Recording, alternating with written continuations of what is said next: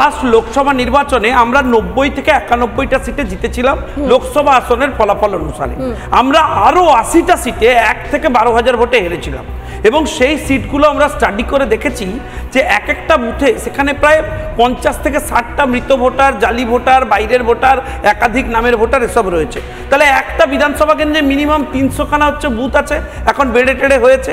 তো 300-র আশেপাশে বুথের যদি 50টায় গড়ে জালি ভোটার থাকে তাহলে কত সংখ্যক তৃণমূলের জালি ভোটারের ইউটিলাইজেশন আছে বুঝে নিন। তো এসআইআর হলে মিনিমাম কম করে হলেও 1.5 কোটি ভোট বাদ যাবে। 1,41 লক্ষ তো এখনই আমাদের ডেটাতে আছে, তো ইলেকশন কমিশনের ডেটায় কি থাকবে বুঝুন।